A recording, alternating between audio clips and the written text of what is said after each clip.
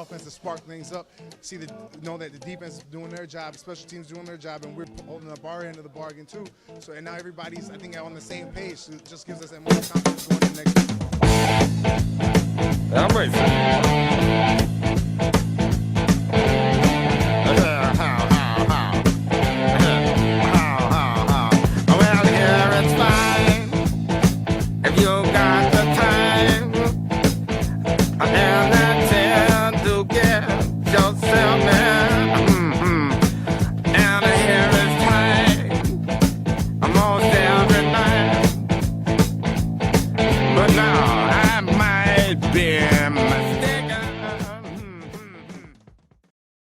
Hello, friends, and welcome to another edition of Just a Couple of Guys with your host, Pat Crimmins, and yours truly, Ray Rogina, now in our second year. We are very pleased today to be joined by former college and pro athlete, and now a Chicago radio and TV personality, Jarrett Payton. Hello. Jarrett will discuss his career in football, his life after football, his foundation and philanthropic work, and then we'll be joined by our business partner, Steve Mayer, to discuss two business ventures in St. Charles, Flagship on the Fox and Duke's Northwoods. All of this and more after a word from one of our sponsors. Stay tuned. 3. Hello, friends. This is Ray Rogina. Hey, the Kane County Cougars are back for the summer. The best family entertainment around features sunshine, baseball, and fireworks through Labor Day. With great food, entertainment, giveaways, and running the bases after every game, there's something for everyone at a Cougars game.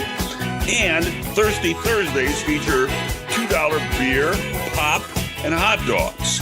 And on Sunday, a $15 ticket gets you $15 right back in concession cash to spend at the ballpark. What a deal for you baseball foodies.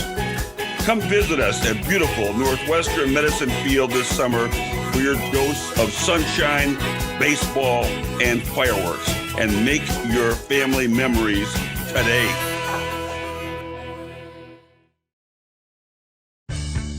At McNally Heating and Cooling, we understand that customer satisfaction starts with arriving at your home on time. Your service technician will apply the same attention to detail and quality workmanship to every job, large or small. We offer upfront, honest pricing, and we'll make sure the job gets done right from start to finish. From furnace and air conditioning service, minor repairs, or total equipment replacement, we do it all. Give us a call or find us online and let the luck of the Irish work for you.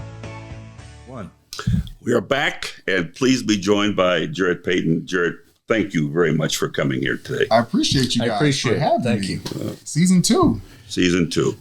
Listen, let's get started right away with your early years. I think the audience wants to know a little bit about Jarrett Payton high school. Wow. And all I know is you were both a soccer star, All-State, and a football star at St. Viator in Arlington Heights. Perhaps a little summary of that little time period. All right. First and foremost, go Lions.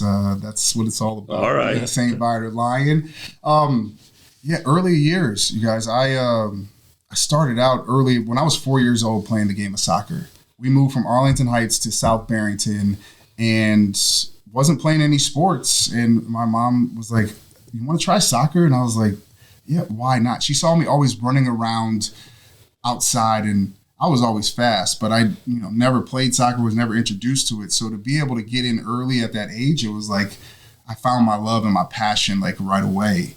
And that's all I did. So like I see my kids now who play multiple sports. I didn't do that growing up. All I did was play soccer. And so by the time I got to St. Viator, I knew my first 2 years, my freshman and sophomore year, playing with a kid, Nino da Silva, who was Gatorade Player of the Year. Good Italian. Yeah. No, actually from Brazil. He's from Brazil. Well, that's okay. He's got an Italian name. Well, the Italians claim most of the planet back in the day. Listen, he was Romans, right? He was, if not the best soccer player in the world at his age at that time. It was a blessing to be able to have the opportunity to play alongside of him.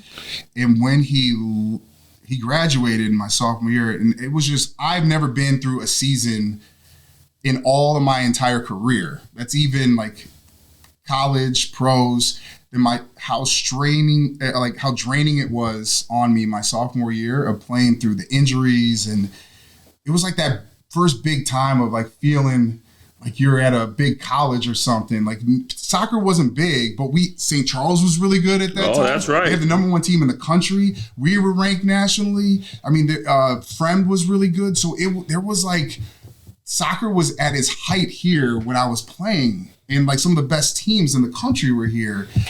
And when Nino left, I just felt this void where it was like, it might not ever be this fun ever again. But before he left, as a mentor, he brought you All-State honors. You made All-State as a soccer player. But I'm going to be honest with you, Ray. I didn't make All-American, and he was an All-American, and I was upset about it. Like, this makes no sense to me. He scored 45 goals, 15 assists. I had 35 goals and 15 assists. Like, how am I not a parade All-American? And my dad was like, slow down. Like, it's going to come. Right. And I couldn't process, like, that doesn't make sense to me. My numbers speak for themselves. I know I'm All-American. He's like, it's going to come. Relax. Be patient. And I wasn't patient as a kid. And so that kind of made me make the jump to football. I was just going to say that in your junior year of high school, you go over to the football side, and at least from my reading, you had a shot at quarterback, tailback, and wide receiver. Let's go back. Because I think people need to understand this about me, because this gets lost sometimes. They don't really know the true story. Everybody looks and like it's Walter Payton's son, like he grew up loving football. Not the case at all. Okay. When I started playing my junior year in high school, I knew nothing about the game of football. Nothing. I didn't know rules. I didn't know anything.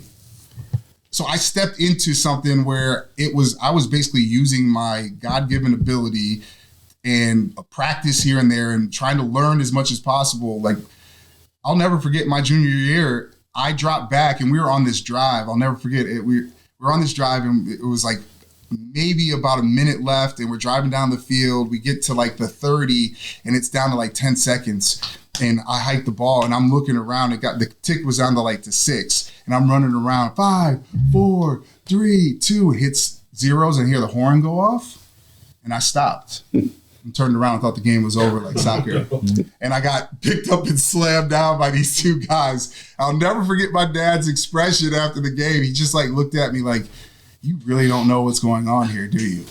Yeah, but by the time you got to be a senior, I read that you had 2,842 all-purpose yards your senior year. It was the work ethic from my junior year. I got beat up. Everybody was coming after me my junior year. Everybody. From the first game out of the gate at Hersey High School, my first year in my junior year, it was like 6,500 people there for my first game. And I was scared. I can't even tell you how scared I was. To then getting beat up all year long, to my dad pushing this thing across, because by that time I only had like maybe 2 offers.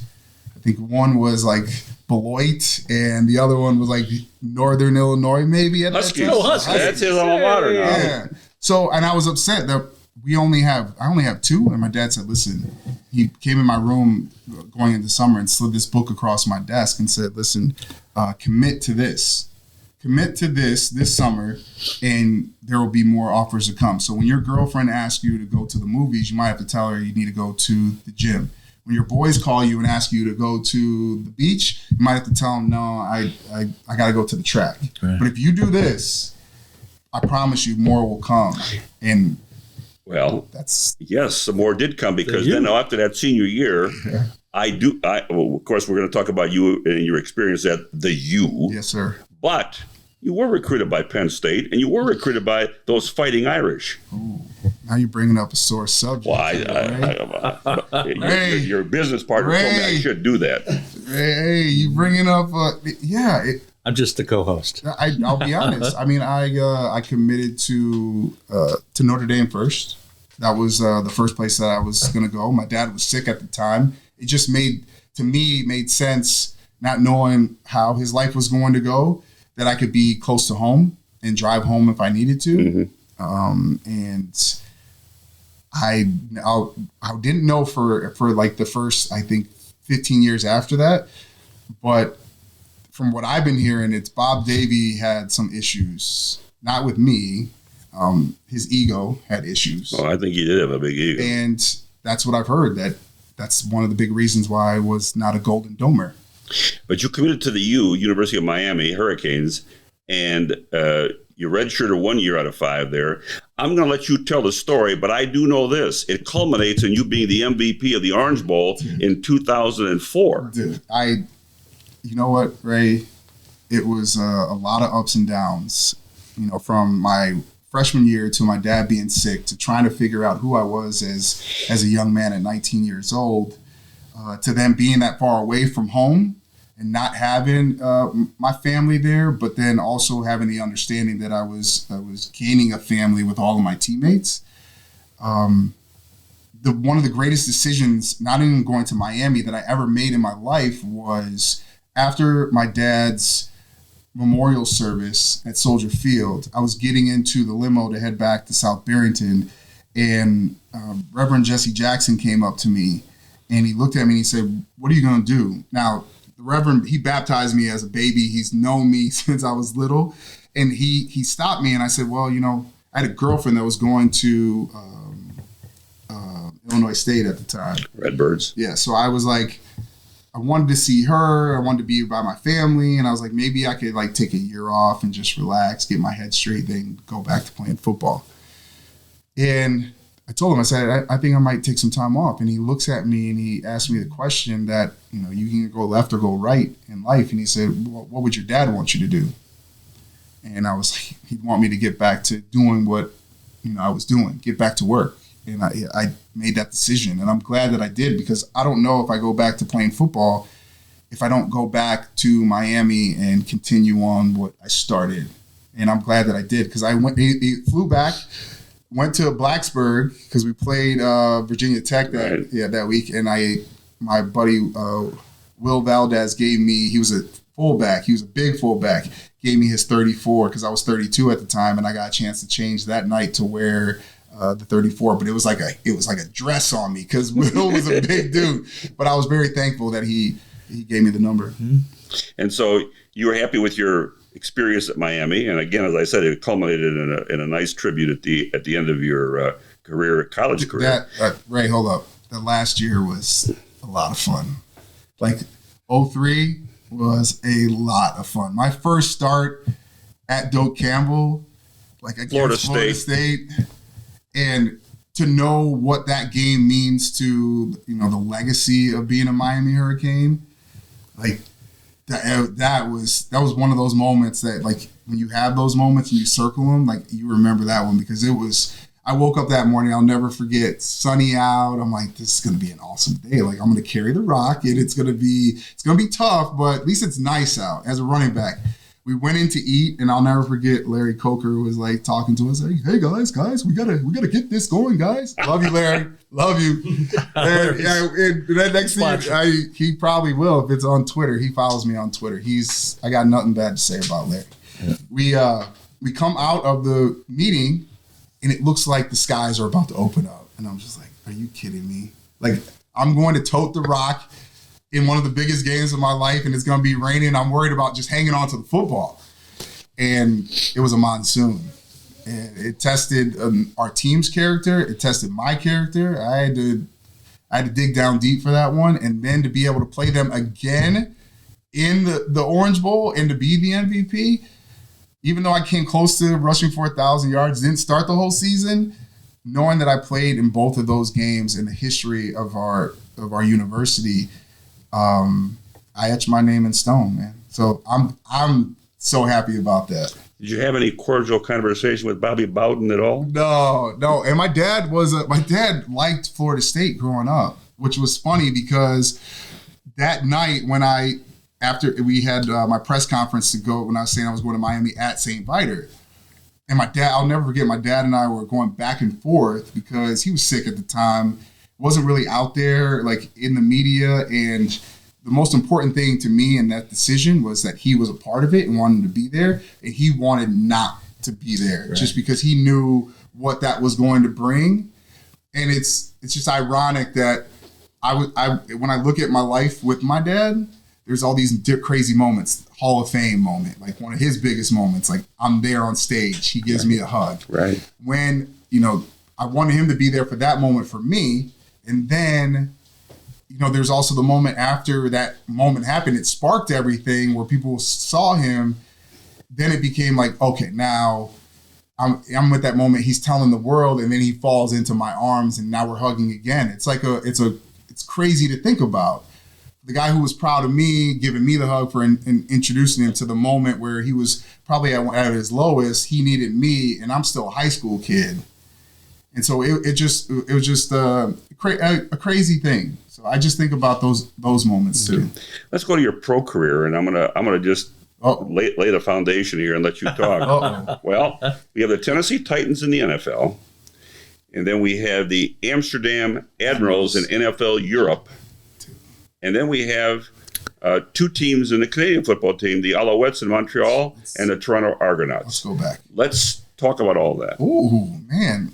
Tennessee was an opportunity. Jeff Fisher, thank you so much for giving me the opportunity. I felt like I worked my butt off, that I should have been drafted. Even if it was late round, 5th or 6th round, when I got the phone call from the Steelers saying that they might take me, they ended up taking a offensive lineman. But when I got that phone call thinking that this is the moment, I thought, Orange Bowl MVP, coming, like not starting the whole season, being on a ranked team, like I feel like I should be drafted. And then I'll work my way up. And then that phone call never came. So my phone, my little Sprint phone, started ringing right after the draft. And all the teams were calling for looking for free agents. And so I'll never forget, Clinton Portis called me, wanted me to come to Washington. And I was like, dude, I'm not coming to Washington. I sat behind you for a bunch of years here. I'm not doing that again in Washington. And then Jeff Fisher called me, and that relationship with him, the Bears, my dad, it just seemed right. Wasn't too far away from home. And I'm like, I think this could be a cool opportunity. And it was. And only that moment when after my rookie year, and I got the call from Jeff Fisher telling me I was going to Amsterdam, or I was going to the NFL Europe. I was getting something from Shalasky's Deli down right by my house, my condo in Tennessee, and I still remember she was trying to hand me I was getting one of these little pizzas, like a personalized pizza. Pat, you like them? Dude, they're so good. They're so good. He's talking to me on the phone, telling me, "You gotta go," and I'm like, "I'm not going," because all I really wanted to do, I missed home so much. I just wanted to be home. And I've always been like that. I'm always been a homebody. I love being home. I love being around my family and my friends. And so when I had that time, I was like, I don't want to go spend another like 3 months away in another country. It's just not going to happen. And he's like, if you don't go, you won't make this roster next year. And I was like, dang, I gotta go. So I went home for like 4 days after the season, got my stuff, flew to Florida for like preseason type. Found out I was going to Amsterdam, and then went over and played 3 months of football, and then came back and had like maybe a week and a half before training camp started. So it's pretty much the longest year of my life. And I'm very blessed that I didn't suffer any injuries throughout that process. You won a championship there, though. Yes, we won a World Bowl championship. The funnest football I think I've ever played in my entire life. Now, just the impressions of Amsterdam? I love it. I could tell you in that 3 months being there, and we were staying in Utrecht, which is like 30 minutes outside of the city at the NH Hotel. I'll never forget. I love that place. Right by the train station. I don't think I got out and explored enough. When I get into a mode, I'm in a mode. So if I'm there to play football, like I'm there to play football. And that was my goal. There was only 3 guys that ended up on an active roster from my team that was a championship team. And so I was getting a lot of pub before we went over there. And I'll never forget in our team meeting before we left, I said, listen, I know I'm getting pub, but if we go win together, we're all going to have more opportunities. So I'm here to do my part. Like, let's go ball. And we did. We all balled. And it was me, Kurt Kittner, who was on the Bears. Sure. And he was my quarterback.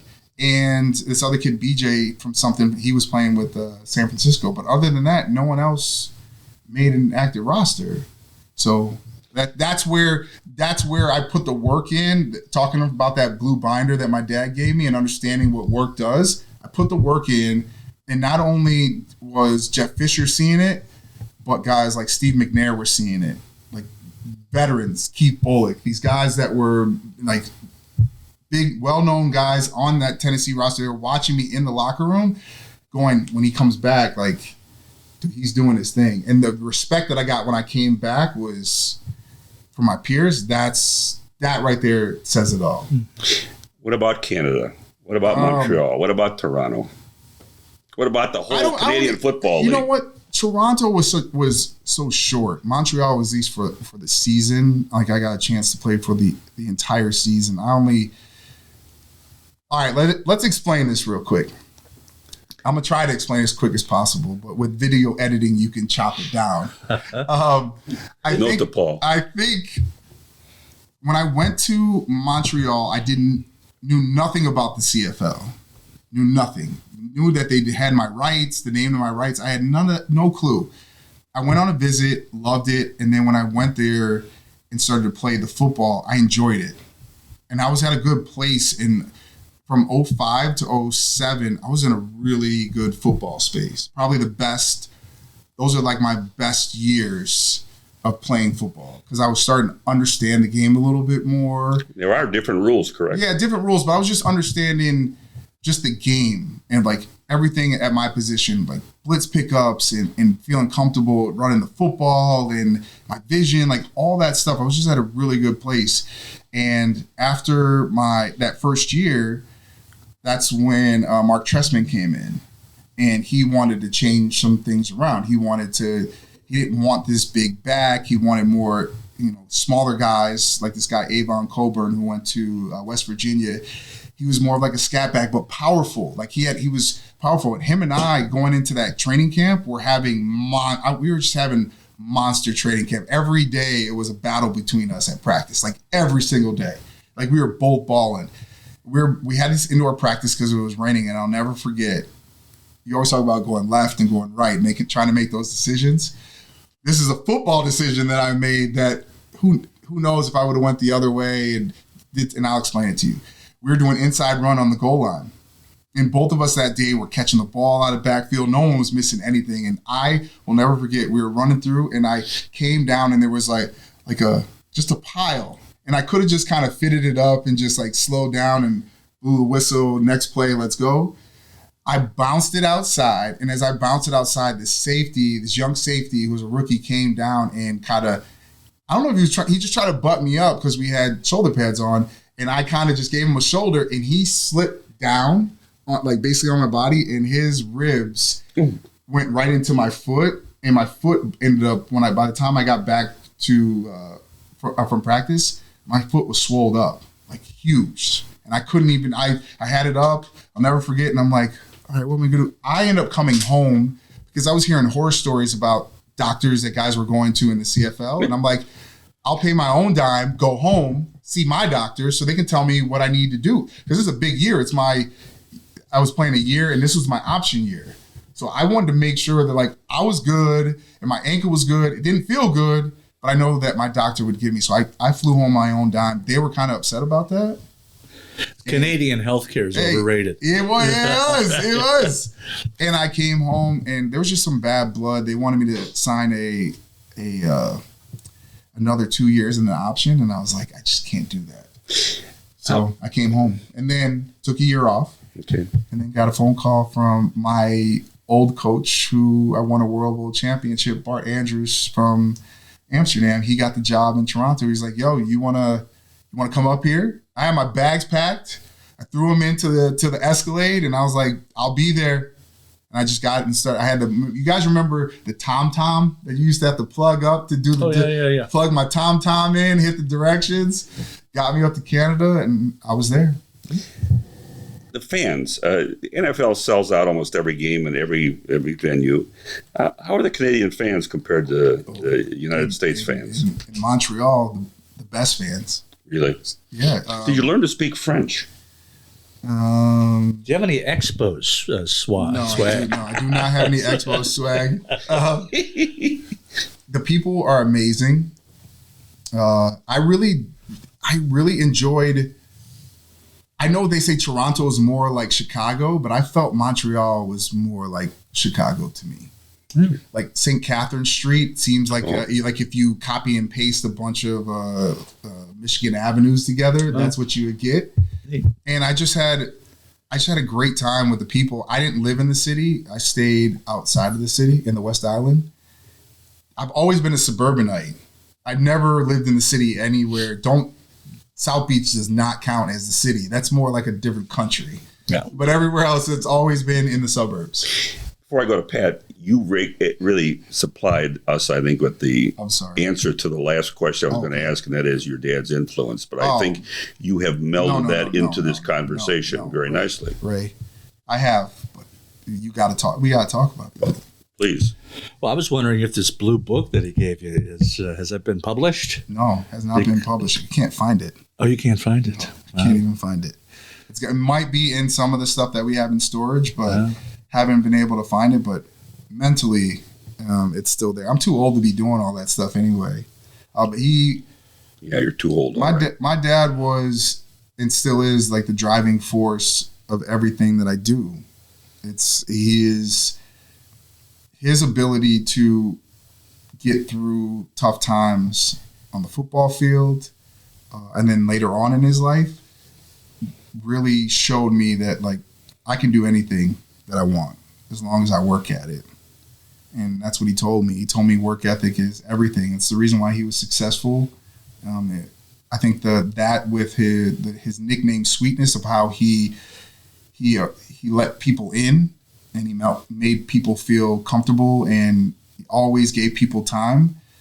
That was a part of his success too, because it's the reason why people keep talking about him to this day. He passed in 99. Right. It's literally, it's hard to believe. Literally every day someone brings him up everywhere I go. And to me, that's special. That's how you live on forever. That's the legacy that you hope to be able to create for not only yourself, but your family. And I mean, it's amazing to still see how people are impacted by him. And the tweets that I get, I do the Cameo thing where I do messages for people, and to see how many people are fans of his and Bears fans and want me to wish their dad or their mom, because they've been huge fans. They watch me grow up since I was a kid. You know, it's like it's like the coolest thing in the world, and I never take it for granted. But I'm humbled by the opportunity that people, they still want to talk to me, not only for who he is, but who I've become as a person as well. You know, that's what my mom, they worked so hard for, is to be able to put me in that situation that now I'm creating my own legacy, which segues into the reason why I'm here in St. Charles. Well, and I'm going to let Pat take us through this next phase. Yeah, I'm going to hit you up with a variety of topics and just have you talk about them a little bit, okay? Okay. So the first thing I wanted to talk about is your radio and television career. You're on WGN. The podcast's been trying to get on GN for years. Maybe you can put a word in. I'm trying to see what we can do. Yeah, so you talk a little bit about your career in radio and TV. Well, I started off in radio. I was doing a show on the internet for like 3 days a week down at the Illinois Center for Broadcasting downtown. I was living in Oswego at that time. Sure. Knew no clue about numbers or who was listening, but it's where I honed my skills to get better and more comfortable in this game of being able to do what you guys are doing. Really host your own show, run your show with all your questions, know who your guest is, like all that stuff. Callers that call in. Autograph hounds. Yeah, you know how it is. All that stuff. I really learned, how to do that. Then from there, I went to NFL broadcasting boot camp, and I got an opportunity to be in a really, really good group of guys, and got a call from ESPN to come to Bristol to do a football show for ESPN in the morning with Cassidy Hubbard and Christian Fourier. And I was like, oh, this is awesome. Let's do it. And then I was like, I really don't like TV. I really like radio because I don't have to dress up. Like I can just like wear what I want to wear. And I love talking. So like, this is perfect for me. And I was on radio in Chicago for not even a year on the game on WGN. And then it went under. And I'm like, what am I going to do? And that's when I got a phone call from Jen Lyons, who was the head over at WGN. She's like, I want you to come in and sit down. And I'll never forget, we're sitting down and she goes, I want you to do a TV show on CLTV. And I looked at my wife and I was like, nah, I'm good. I'm cool. And she's like, you're good at football. And I think the reason why I said that is because I was scared at the moment, because I wasn't as well versed in some of these other sports. Like, I knew football, but I didn't know baseball. I watched the Bulls, but I wasn't like a huge basketball fan. Like, I just always watched. I was always busy doing stuff. So I was like, no, I'm cool. But it was more of the fear.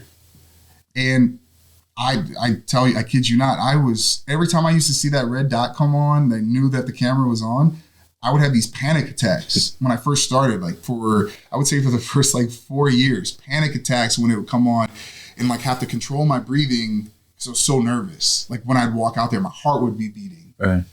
And the same, I keep going back to that book.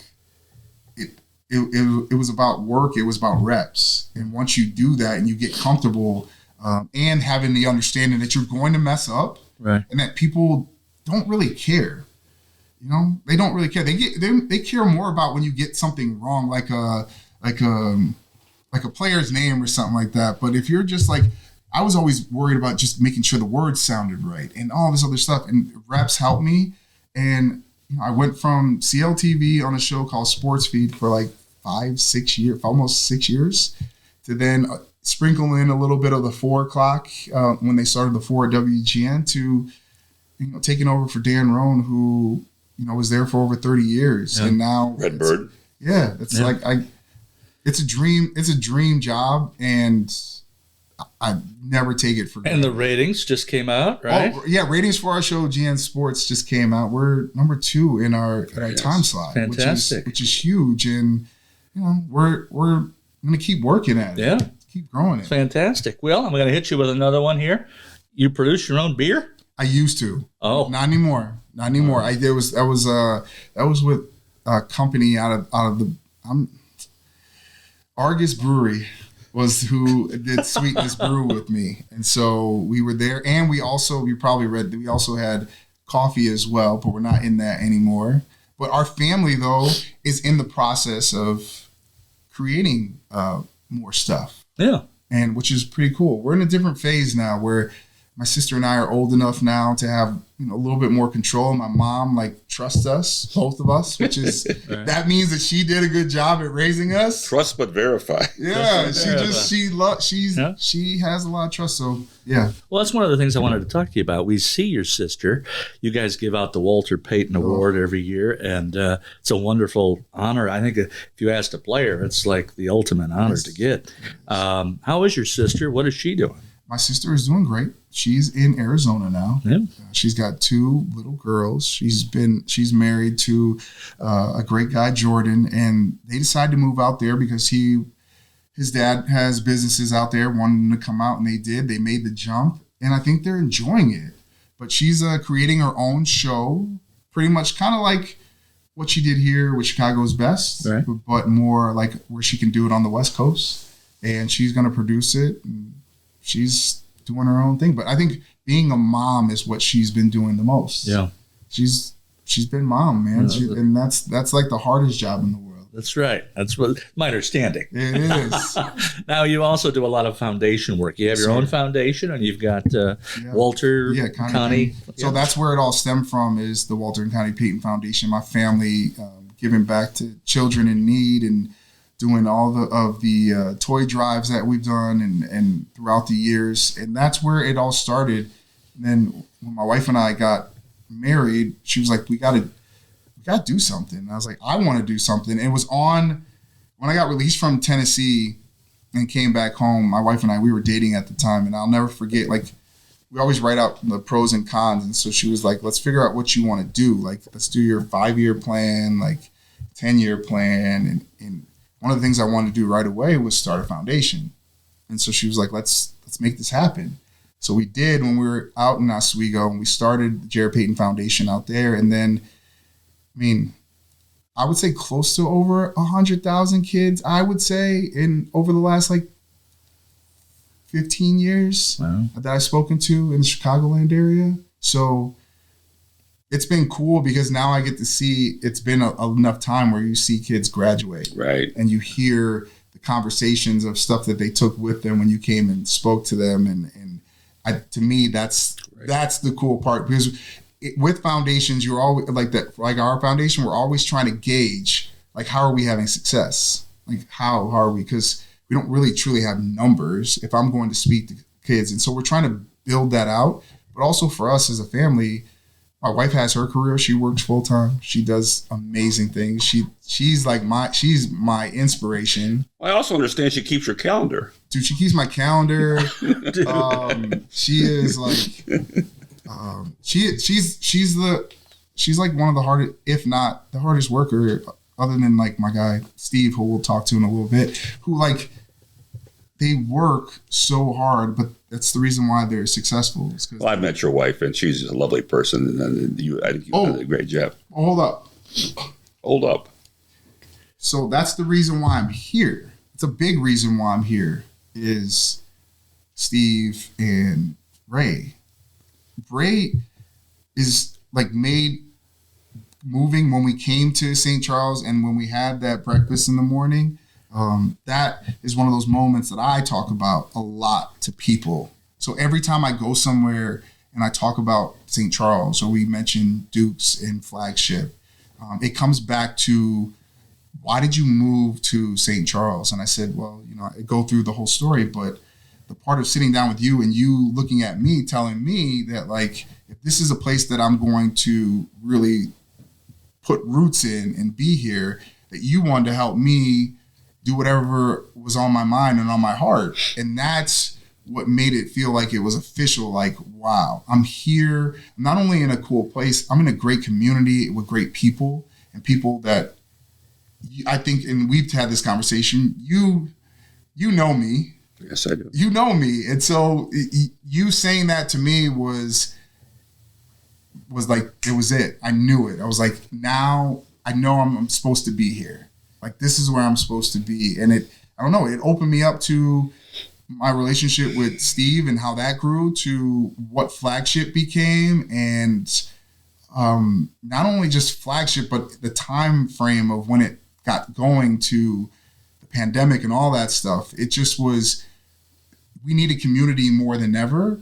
And that's what it was cool to see, is the community rally around. Because food was a big deal during the pandemic. It was a big deal, like where you were going to eat, right? Like, if at all. Yeah, you're like and like people, everybody was ordering out and going to get food, and that was a big deal. And I know for our family it was, because we had two other families that we were like our quarantine crew with all of our kids who were friends. That's what we had, our nights planned out.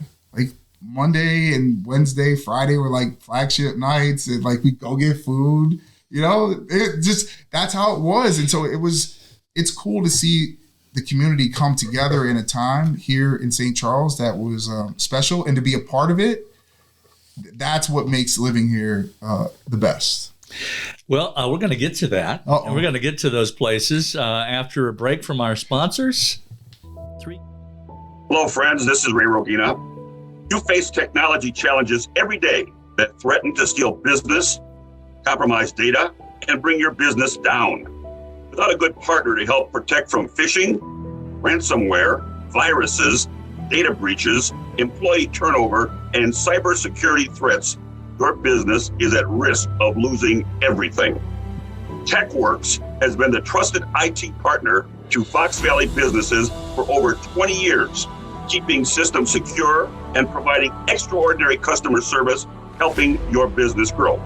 Call TechWorks today at 630-482-2227 or visit www.techworks.com. That's TechWorks with a Q. TEQ works, and see how TechWorks IT service can transform and secure your business.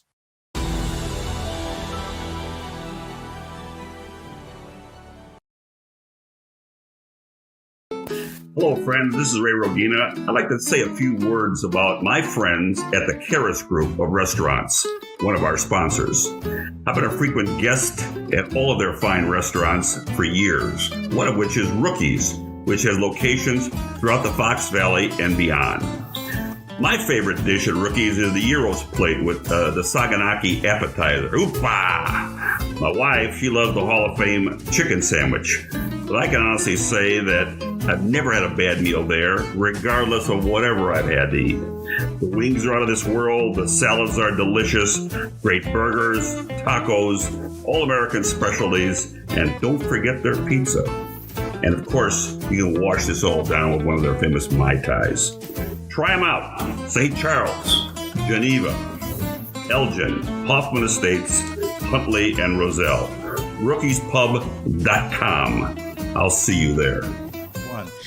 We're back, and as you can see, we have a new member of the crew here to take us along the rest of the way, and that's Steve Mayer, who is the manager and involved in the ownership of Flagship on the Fox and Duke's Northwoods. And we're going to take it one step at a time. And Steve, we'll start let's go back. Talk about the conversations that were had to get the organizational structure going for Flagship on the Fox and, the acquisition of the building and so on, which had sat there for a long, long time. This all started, my nieces actually played soccer at St. Francis. At Wheaton? Okay. Yeah. And they won state in 2018. I had some connections with the Cubs. So I called my friend Andrea, who's worked there like 15, 17 years at the time. And I go, my nieces just won state. I know you've done some cool stuff with like putting them on the scoreboard and this and that. And she goes, well, we'll get them all tickets to the game. We'll put them on the field. We'll do announcements. They can bring the trophy down. And so we got all the families down there. And after the game, we were sitting in a bar in Wrigleyville, myself and the coaches. And Fran McMahon? Yes. So I was talking to Fran, and Fran's like, you got to do a bar in St. Charles, because I was owning bars in the city. And I go, Fran, I don't have any time to look at bars in St. Charles. He goes, well, I'll look, and if I see something, I'll give you the heads up. I go, okay. So this was like July of 18. October, he catches wind that the Cordon Blues building was going to sell. And he calls me, and he goes, Steve, you got to get out here now. We come out the next day. We walked it. I was like, I love the location, but it was just too big. So we heard that Kurt and Conrad Hurst were purchasing it. They hadn't even purchased yet. We went on a lease. We signed. I formed my LLC, got my investment group, reached out to Jarrett, and we just kind of put together this team that, in my opinion, and like guys that we have with us, not just the local people who are great and lifelong friends of mine or my family or whatever. We have a gentleman named 𝐏𝐻𝐶, Okay. who is a big part of both of our lives. Yeah. 𝐏𝐻𝐶, probably the biggest whale I know. Yeah. And for the audience, whale, Steve? Whale, just somebody I respect. Somebody I feel like when we talk to, I could talk to him 10 minutes. I think I'm smarter. Yeah. 𝐏𝐻𝐶 was a Miami grad, so that's Jarrett's connection to him. Okay. And I owned a Miami bar in Chicago, so that was my connection to 𝐏𝐻𝐶. So we got to do all these cool events and whatever, but 𝐏𝐻𝐶 is probably 63. Yeah. Around there. He was a vice president of McDonald's. Yeah. And then Now he is. retired, waited his 2-year non-compete, and then Bojangles, which is a big chicken. It's coming to Illinois. It is coming. Yep. And Not quick enough. they called him, and they're like, what? I don't know the exact details, Yeah. but he's their CEO now. So this is who we get to pick his brain. Like for me, I'm like, nobody gets this in my shoes, So he's one of our biggest partners. Well, and of course, I was the mayor when the ribbon cutting took place. I can't tell you how satisfied I was just to see the final product. And then, of course, with Pollyanna being next door and watching all this unfold, and I said to myself, this is going to be good. And I'm not trying to schmooze. I'm just trying to tell you the facts. You guys have not failed the community one bit. Well, There's no question in my mind that you haven't failed at all. By the way, a side note, he mentions Miami. Of course, you've talked about it on infinitum already, but hey, how about those Hurricanes in basketball this year? Huge. Men and women's. Men and women. Oh, exactly. You know what happens? NIL. NIL is changing the game. We probably could spend a lot of time on that. I want to go back here for a second. Flagship is rolling, and all of a sudden, now I'm out of office. I'm just watching from the sidelines here, but I see that there's all of a sudden a conversation. Buttman Printing is closed down, and there's talk. We're going to put a Wisconsin supper club over there. All right, and then Pat and I talked at length about this. When's Duke's going to open up? When's Duke's going to open up? That was the question. And all of it. So talk to our audience a bit about, you're happy with Flagship. How did this all morph into Duke's now? This is a concept that I'd wanted to do for a long time. I love fishing. I love going up to Wisconsin. And just over the course of 10, 12 years of going up to Wisconsin, same group of guys, fishing trips, snowmobiling trips, you pick up these things that are at different bars. And they're all approachable and cool, and culinary wise, you can do different things, but yet it's very comfortable and not scary to a customer. It's all comfort food. It's all wood and, fish, and maybe our taxidermy might turn some people off, but it's fun. It's fun, right? So I pitched it. I still remember our conversation. So I asked Jarrett, I'm like, hey, Jay, Flagship's going great, but I want to do a bar right there. And the proximity of Flagship and Duke's, it's like 200 yards. Yeah. He goes, oh, I'm in. And I go, yeah, hold on a second. I got to explain the concept. It's going to be a Packer, Wisconsin bar, restaurant. And Badgers. Don't forget the Badgers. And he goes, no, I'm in. And he knew it right away. Yeah, that's it. And I think we're both very like-minded. Yes. Goal-oriented, team-oriented, community-oriented. That's what my wife says real quick. My wife always says now, after meeting Steve, that like anything else that I do, that, you gotta, basically the first thing is you gotta find your Steve in whatever you do. You know what I mean? Because his attention to detail is like no other. And like, it's the little stuff. He's always there. And that's the one thing that that's the reason why we're successful, is because he sets the tone. He's there. And then next thing you know, he does a really, really good job of finding managers and staff too, but to do what he does, that they follow suit. I'm not saying this because he's here. It's amazing to see that progression in the managers and how they have grown. And not only have they grown, they've also they're a part. They become a part. He's also your partners. Yeah, that's what I'm saying. He gives them an opportunity to have skin in the game, and it's insane. I get chills thinking about it. Well, Pat's going to take us through the specifics of each restaurant a little bit more, but I want to say one more thing. Yeah. And I say this unabashedly because I observed some of the Facebook posts. Your opportunities that you provide for young men and women with disabilities is beyond reproach. That ties back to what he's talking about earlier about talking to kids and this example. And we have some other institutions in St. Charles to do the Jewel, for example, on the west side. Jewel. Yeah. And to me, that is up here, way up here, way up here. And when a community does things like that, it says a lot. It says a lot to a lot of people about the integrity of the organization. And I, for one, applaud you on that. It's constant. Oh, I know. This is not a thing where it's like, oh yeah, we're just gonna do this for pub. This is who he is. And it's awesome, man. I respect that, because that's what I look for, man, in good people that have good hearts. It's not, you can go make money with people and have a successful business, but that wasn't the reason why I jumped into both these restaurants and this business with him. It was because of the person, and I think that's what you enjoy, and the people, as he was talking about, like the people that are all involved. I knew once I sat down, I was like, dude, there's no way this cannot fail. Like, it can't. It literally can't. There's too many good people, too many good hearts, and everybody's trying to do a good thing. And starts with this guy. Go ahead. I'm done. No, go ahead, Pat. Well, I'm from St. Charles. Ray was one of my high school teachers, so I've been around St. Charles for a long, long time. He's too young. What are you guys are Oh, too that's young? right. Oh, What are you talking about? Business law. Business law. All right. Now, Pat I'm proud.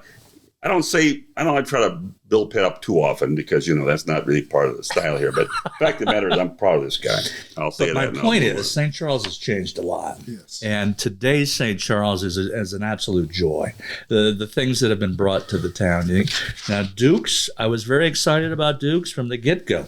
Ray and I, you remember, we were doing some Halloween type event and walking around the streets of St. Charles, and we walked into Duke's. Okay. It was in process. And we were excited about it. I was looking for some bread and cheese and things like that. It wasn't ready yet. But talk a little bit about just Duke's, the ambiance of it, the menu, and that kind of thing. Sure. Well, it's supposed to be pretty emblematic of what you would experience in northern Wisconsin, whether it be Minocqua, Eagle River, kind of that area. A lot of wood, a lot of stone. We serve a lot of fish, whether it's walleye, whitefish, salmon. We bring in perch on Fridays along with walleye for a fish fry. Nice. We do have the sports. There's some TVs in there. Yes. There is. There's not quite as many as Flagship. Right. But, it's not as big as Flagship. But it's a great place to see a bear game. Right? Yeah, it's a great. What game? A bear game. A Packer game. Packer game. I mean, you're catering to both sides here. I see what No, you're we're doing. catering to one side. Oh. but there's going to be Bears fans. There will be there are Bears fans there, but it's a Packer bar. All right. I said, if you want Bears, you just need to walk across the street. That's right. You'll sell more meat if you have bear fans there as opposed to Let me jump in for 1 minute. I love the garage doors in both Flagship. Yeah. Oh, and yeah. Duke's. I'm a big fan. The garage doors for the summer and the spring, that's a nice touch. Dukes is cool with the river. Yeah. Oh, You're right on top. You're right I think on it's the top. Wisconsin River. Yeah. You're on top of If it. I owned Dukes, you know what I would do? I'd have a fishing contest. There you go. You're right by the river. Can't you get some catfish? Two of our investors you do not want to fish against. They are literally the two best fishermen I know. They are Matt and Andy Peterson, and I mean they're in all the time. They their kids go to Central School District, just west of here, and those guys can fish. So outside of the fish entrees that you have, what else do you have? The typical ribeye and that kind of thing? You know what? We didn't do the ribeye with just how busy we've been right off the gates. We were going to do prime rib and some other options. Pat and I were looking forward to that, to be honest. Oh, yeah, that's right. Prime Prime rib. ribs, And I think. I do think that's something that we can do down the road. Sure. But a lot of the small stuff like the fried pickles, the cheese curds, the smash burgers, the butter burgers, meat and cheese boards, shrimp cocktail. It's things that, and I did have to correct Ray here. You said, and you were right with what the article said. The article in the Herald said Wisconsin Supper Club coming to St. Charles. Yes, it did. And we never said Wisconsin Supper Club. Right. We said Northwoods Bar with aspects of a supper club. And we never wanted to, because we don't have room for a salad bar and do the relish tray. So we do a lot of these cool things that you associate with a supper club. But man, when you say you're going to be that, you have to be it. Yeah, I hear what you're saying. That was the scary thing. And we had to answer that question over and over and over. Yeah. And the other question we had to answer was, when are you guys going to open? When are you going to? It took almost 2 years. It took pandemic 20 months. related, you think? It wasn't. No, it was NICOR gas related, and we had to move to Transformers where we did the back build out. The taxidermy had to be. We had to kill some deer, catch some fish. By the way, the Miami Heat kills some deer here. Well, and then speaking of Dukes and the taxidermy, and it's not taxidermy, but we wanted a really cool way to tie Walter into Dukes. Sure. And you can't really do it with Bears stuff. We have Brett Favre's jersey up and Lombardi stuff and stuff like that. And Jared had said, I don't know if you ran across him or your mom ran across him. Pictures. Yeah, he has some pictures of going with the outdoor theme. Walter liked to hunt and fish. Yeah. He did. So Loved it. Jarrett had found pictures. So we're going to get these framed up and like old school. Nice. And I mean, to me, the coolest part, no one's ever seen those. Yeah.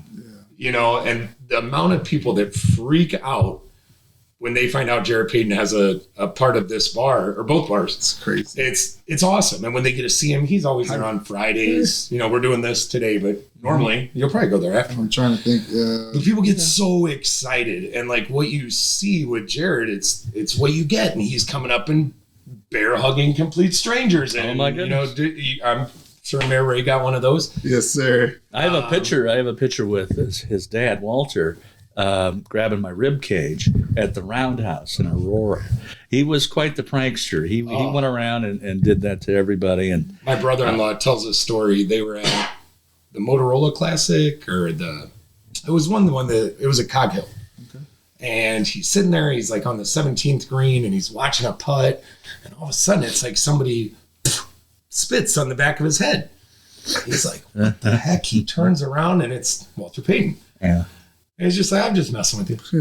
You know, what a cool story. It's so small, but, you know, it's something that, you know, Mike talks about to this day. And of course, you have cocktails at the Dukes. We do have cocktails. Do you have the standard fare of a supper club? We do have the brandy old fashions. Yes. And we have 4 different old fashions, maybe 4 or 5. We have a old fashioned that's made with mezcal. We have the brandy old fashioned. We have our flagship old fashioned. We have a New York old fashioned where we use Saint Germain instead of vermouth. Then you have your martinis and your grandpa's favorites, which are more throwbacks, like a Harvey Wallbanger or stuff like that. So Harvey was bad to me in college. Well, so it's a place to go to eat, enjoy your family, watch a game perhaps, Bear game, and then the Flagship. Tell us a little bit about the menu there and what you guys specialize there. Yeah. The menu at Flagship is a little more sports bar normal. I would say it's pub fare. Yeah. You know, it's cliche. You always say upscale bar food, and but it is what it is. It is. It's very good bar food, and when your food comes out, you can tell there's presentation that comes in with it. We have one freezer that's maybe this big, that high, and it's for, I don't know, tater tots and something else. We never freeze anything. So the burger you taste, the chicken, none of it's ever frozen. Good. You know, we go through our product. Kids' chicken tenders, we make them. It's not a frozen product. It's a chicken breast that we cut and form into a chicken tender. So. Ray, where's the city at in terms of the sidewalk over the bridge or the river that's going to tie in the community? That's a good question. I'm happy that we're starting the finishing of the plaza. Yeah. Sure. That'd be good. And that should be done throughout the summer here. It's going to be a summer of inconvenience over there. Shakespeare. But at the end of the day, as far as the bridge connected to, that's a great question. And that is in a lot of people's thought processes. Right. Now, whether that comes to pass or not remains to be seen.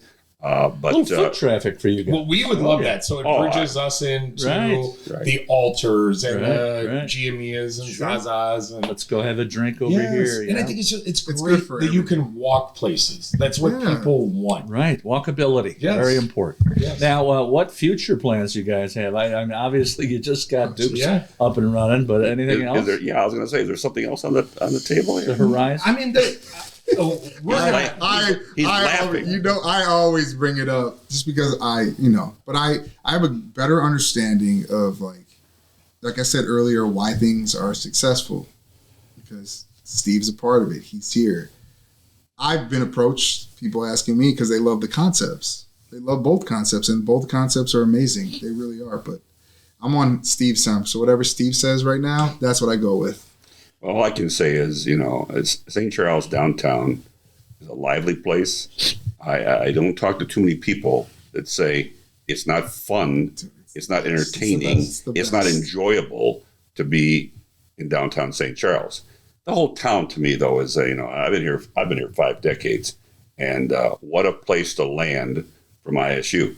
What a place to, I mean, I'm from Joliet originally, and a gritty industrial town. Yeah. And to come here in the Fox Valley is something else. So I St. can't Charles say is gritty. Huh? We're gritty. What? We're around grit. I don't know. Come a little on, bit of people grit. come from Geneva over to St. Charles just to see what we've got Yes. going. Well, they do. They rate a lot of rating of ideas.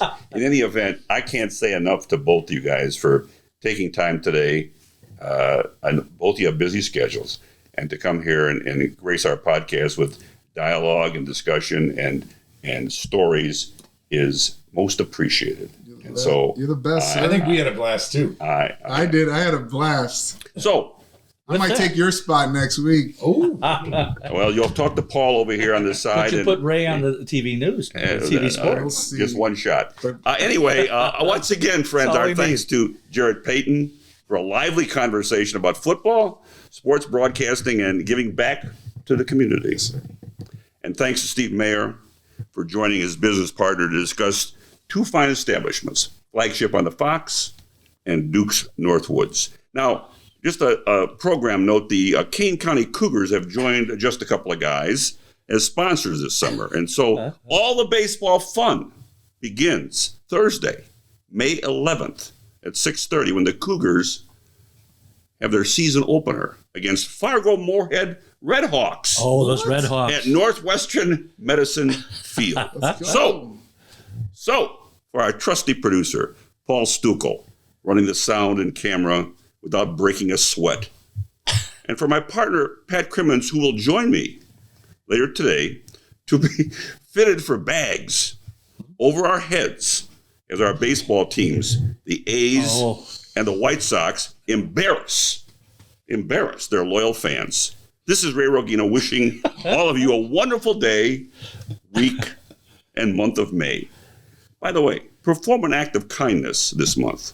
Volunteer or contribute to a worthy cause. Be kind, be considerate, and as always, be safe. So long, everyone. Take care.